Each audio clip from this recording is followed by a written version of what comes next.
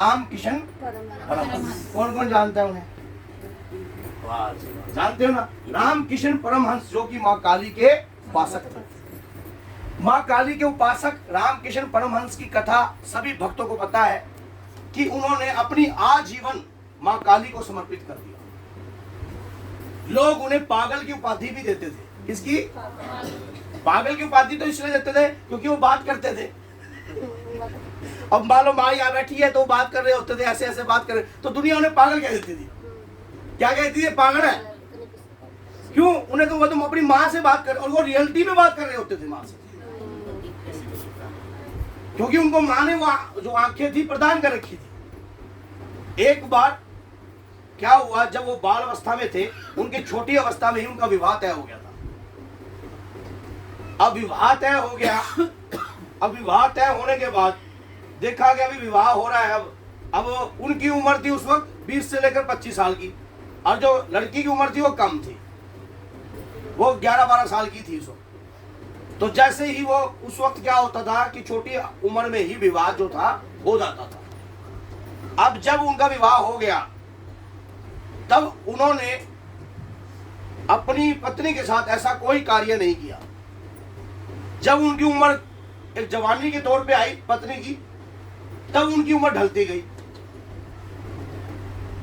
अब पत्नी ने कई बार उन्हें प्रयास किया और कई बार कहा, तो एक दिन पत्नी ने क्रोधवश उन्हें क्या बोल दिया कि जो लोग आपके बारे में कहते हैं वो सत्य है। क्या कहते हैं लोग? क्या बोलते हैं लोग? क्या बोलते हैं लोग? अगर आपको माँ जगत जननी आप विराजमान दिखाई दे और मैं दिख रहा हूँ और आपको दिख रही, तो आप भी मुझे पागल ही बोलोगे। और ये तो बात सच्चाई है, इसमें कोई वो नहीं है। क्योंकि जब सारी आंखें एक तरफ और एक आंख एक तरफ, जो अकेला चलता है ना, या तो वो पागल होता है, या तो वो पागल होता है, या फिर वो सिद्ध होता है, जो अपना रास्ता स्वयं तय करता है, या फिर वो जंगल का राजा होता है। अब आप जानते हो कि जंगल का राजा कौन है, पता होगा ना। तो जो अपनी भक्ति के पथ पर अकेला चलता है, कांटे भी बिछते हैं। क्या मीरा ने अब भगवान श्री कृष्ण की भक्ति करी, क्या इतिहास नहीं रचा? अब बताओ, इतिहास रटा या रचा? रचा ना। तो आपकी भक्ति ही आपको श्रेष्ठ बनाएगी। माँ के प्रति गुणगान किया गया। इस नवरात्रि के दरबार में आपका यहाँ आना कोई सरल बात नहीं है। साक्षात जगत जननी या कुल शक्ति की कृपा है, या श्री बालाजी की कृपा है जो आप यहां तक पहुंच पाए। यह सबसे बड़ा इंडिकेटर है। कोई भक्त कहते कि मेरे ऊपर कृपा ही नहीं है। भैया, ज्ञान एक अथाह सागर है जिसकी कोई सीमा नहीं है, और ज्ञान के बगैर यह संसार मिथ्या है। अगर ये ज्ञान आज आपको यहाँ बैठकर प्राप्त हो रहा है तो आप सौभाग्यशाली समझो कि जगत जननी की कृपा आपके ऊपर हो गई, आपके ऊपर हो गई। ये सच्चाई है। आज परमहंस जी महाराज जी को देखा कि अभी ये पागल है, कि दुनिया आपके बारे में पागल बोलती है, और रियलिटी में आप पागल ही हो। जो अपनी मान लो मेरी जवानी आपके साथ ब्याह कर मेरा भी नुकसान कर दिया, आप तो वृद्ध होते जा रहे हो। अब उन्हें, उनकी पत्नी को लोग गलत निगाह से देख रहे हैं। अब एक दिन क्या हो गया, वो बेड पर लेटे थे, उनकी पत्नी उनके बगल में आकर लेट गई, तो वो खड़े हो गए। माता, अपनी पत्नी को कोई माता कहकर संबोधित करेगा तो पत्नी क्या बोलेगी?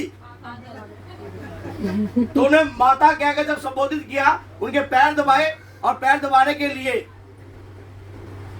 पागल समझा।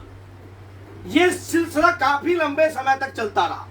वो नित्य अपने मंदिर में जाते, माँ काली का श्रृंगार करते, वहां पर मंदिर में पूजा याचना करते, आधे से ज्यादा समय वहीं व्यतीत करते, और जब रात्रि में भोजन खाने के लिए आते तब भी उन्हें माता कहकर संबोधित करते।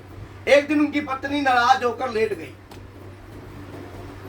भोजन नहीं बनाया, तो रामकिशन परमहंस जी महाराज जी ने उन्हें कुछ नहीं कहा। उन्होंने यही पूछा कि आपकी तबीयत कैसी है? कहती तबीयत जो है ठीक नहीं है। झूठ बोला। तो क्या मैं कुछ करूं? तो उन्होंने उनके पैर दबाने स्टार्ट करे, लेकिन अपनी पत्नी के प्रति क्रोधवश वाक्य नहीं रखे, क्योंकि उन्हें माँ ही दिखाई देती थी। क्या दिखती थी? माँ ही दिखती थी, उन्हें पत्नी नहीं दिखती थी, माँ ही दिखती थी। अब ये बात तो चलती रही भाई। अब पत्नी के बात समझ में, जैसे ही पत्नी को ये बात धीरे धीरे धीरे समझ में, और माँ काली इस वाक्य को देख रही थी, माँ काली इस वाक्य को देख रही थी कि एक भक्त किस प्रकार से हर दिशा में, हर जगह में सिर्फ मुझे ही ढूंढ रहा है। किसे ढूंढ रहा है? किसी और को नहीं, सिर्फ मुझे ही ढूंढ रहा है। तो ऐसे भक्त के लिए तो माँ भी तो व्याकुल होगी। बोलो होगी कि नहीं? बोलो मैं झूठ बोल रहा हूँ, जोर से बोलो फिर मैं झूठ बोल रहा हूँ। जय माता दी, जय माता दी,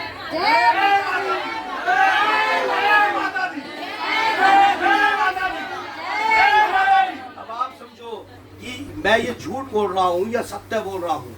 यही बात जब माँ काली व्याकुल हो गई मिलने के लिए, तो उसकी पत्नी ने जो झूठ बोला था वो रियलिटी में ही बीमार हो गई, वो रियलिटी में बीमार हो गई। अब रामकृष्ण परमहंस जी आते हैं और पत्नी के पैर दबाते हैं, खाना खुद ही बनाकर खिलाते हैं। अब पत्नी के अंदर एक अंदर से भाव उत्पन्न होने लगा, पति के प्रति समर्पण उत्पन्न होने लगा कि ये वाक्य में पागल नहीं, कुछ और ही है। अब पत्नी ने उन्हें समझने का प्रयास करे, लेकिन शारीरिक पीड़ा जो कैसे हटे। माँ के बच्चे को पागल ना बोलना, माँ स्वयं आ जाएगी, ये बता रहा हूं तुम, ये सच्चाई है। जैसे ही रामकृष्ण परमहंस जी सेवा में लग गए, अब उधर से माँ की सेवा, इधर भी माँ की सेवा, उधर भी माँ की सेवा, इधर भी माँ की सेवा, वहां भी जाते, यहाँ भी जाते, वहां भी जाते, यहाँ भी जाते। अब माँ भी अजमा रही थी जैसे हम भी अजमा रहे थे। कल हमने कुछ वाक्य बोले थे भक्तों, बोले थे ना जी, हर जगह एक ही स्वरूप दिखना चाहिए। तो यही बात है, जब एक स्वरूप से हो गया ना, फिर हर किसी से नहीं होता, फिर हर किसी से नहीं होता। जब एक को ही दिल दे दिया, फिर हर किसी को थोड़ा दिल बटता फिरता है। प्यार तो एक से हो है ना, अपनी माँ से जब प्रेम हो गया, फिर और किसी की आवश्यकता ही नहीं है, फिर इस दिल में कोई और आएगा ही नहीं है। अब जैसे इस वाक्य को देखते देखते माँ प्रसन्न हो रही है, क्योंकि माँ उनके साथ खेलती भी थी, खेलती भी थी। और जैसे ही हम एक दिन माँ आ गई, तो माँ को कहते लेट हो गए भक्ति के लिए, पूजा के लिए, नित्य नेम के लिए। अब माँ घर आ गई, अब माँ को व्याकुलता करके कहते पत्नी बीमार है, ये भी मेरे जिम्मे है, अब क्या करूं। अब फटाफट मैं आ रहा हूँ, बोलो इशारे में बात चल रही है, और पत्नी इस वाक्य को देख के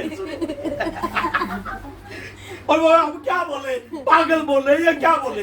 फिर उस पत्नी ने माँ से रियलिटी में प्रार्थना करी कि हे माँ, वाक्य में अगर इस भक्त की भक्ति सच्ची है तो मुझे एक बार अपने दर्शन दो। तुरंत जब वो बीमार ज्यादा पड़ती गई, स्वयं माँ एक बुढ़िया का रूप लेकर आई घर में, और आकर उस बुढ़िया के रूप जैसे ही सिर पर हाथ फेरा, तो पत्नी के मुख से एक ही वाणी निकली, माँ। क्या निकली? माँ ने फिर अपना स्वयं का रूप पत्नी को दर्शन दिलाया और ये कहा कि तेरा पति पागल नहीं है, वो तो मेरा दीवाना है, वो तो मेरा लाल है, और ये लाल आज नहीं युगांतरों तक इसकी कीर्ति गाई जाएगी, इसका नाम लेकर मेरे नाम से ये बखाना जाएगा। माँ के ऐसे व्याकुल वचन सुनते ही पत्नी ने अपने शरीर का सारा रोग माँ के छूते ही निरोगी हो गई, और निरोगी होकर अपने पति को ही अपना गुरु धारण कर लिया, और निरंतर अपने पति के प्रति समर्पित होकर माला का जाप करती रही। आप सोचो ऐसे परमहंस ने किस प्रकार माँ की भक्ति को पाया, सिर्फ भोले स्वभाव में। जब कभी हम भक्ति के पथ को चुनते हैं या माँ को या बाबा को मनाने के लिए चुनते हैं, तो स्वार्थ का रास्ते को त्यागना पड़ता है, क्योंकि हृदय में आपके करुणा उत्पन्न होनी चाहिए, तभी माँ की श्रेष्ठ भक्ति आपको प्राप्त होगी। नवरात्रि का पावन मेला ये चल रहा है, ये भक्ति से प्राप्त होता है। और जो आदमी भक्ति के कई भिन्न भिन्न रूप हैं,